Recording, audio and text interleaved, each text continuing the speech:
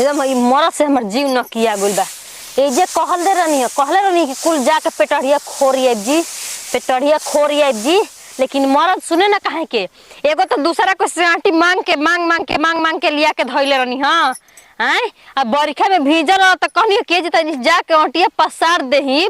ऊ काहे के मरद सुने जे काले कहनी तो हम कहनी के पसार न देले होई हन तन से फोरे करत इतना जंगर लागता।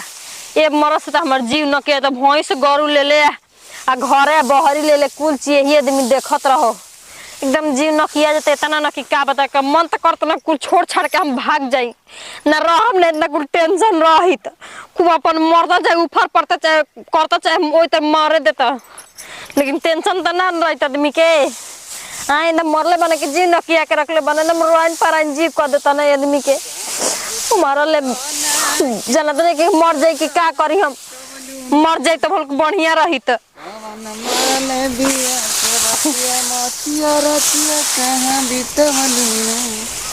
मत पेटाड़ी भींच के एकदम साथ लागल बा का ए चाली बांध देल के ढो देल रह तू। हां का कनी। हां ए चाली बांध के ढो देल तू का फिर पसारा चलो ढो देलती बन के ढो देलती। मुसी बतियावे तनी मुसी बतियावे तनी का बोतल रे चपलूसी बतियावे तनी जा मुंह पड़े जा पीछे दो जी में देखिए हमरा के तो सोच ले ये चपलूसी बतियावे मत आई दिमाग खराब कइले बनी। आय तो हम का कोन हम त ठीक है। हां दहरवा द गण खुद के पहने द। आय बताओ ना तनी हम त ठीक है ना बतिया कोनी। मांग मांग के सब कर पेटाड़ी लेके आई कहले रहनी कि तनी पसार दे तो हम जंगल लागत रहल।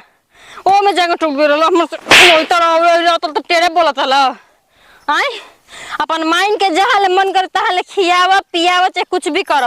अब हम ना करब बहुत ढेर दिन क के थाक गइनी। हां बूढ़ हो गेलू थाक गेलू बूढ़ हो गइनी तो हर जंगल में घून लागल बा। आय तो हर जंगल नहीं खे कुल करी तन हम ही करी तो बहरे कमाते न बानी।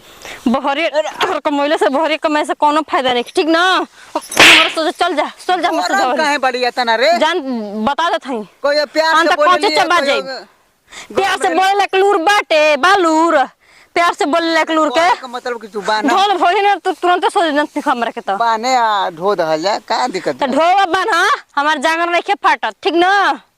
तार बाने के ढोवे के त ढोवन त हम ना ढोब। सुबह रहने माथा खराब का है का खराब बा।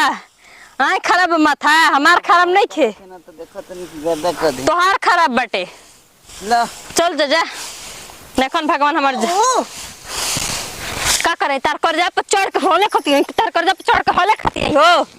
आय इन बतावा ना तो का भइल बा हमारा सोचा कहत नहीं ओइठा मत ढेर ए आप पसार द जा आप बांध दे ले चलो तो जांगर बान तू ढोवा आ बांध ले जा। आओ अब भाई मेहरारू आवेली नहीं थे सुना ना हमरो भूख हमरो पेट हमरो भूख लागल बा। ए भाई तो भाग गोल क्या करो वो दिन भर करते बिया ओई में आके कह देनी कि काहे ना बांध के ढो देली हूं। हमरे में गलती है प्यार से बोले के त हम टेढ़े बोल देनी। चलो जाए आज ही के तो मनाइए ले कुल पसार दही न तो और ही कहे लगी कि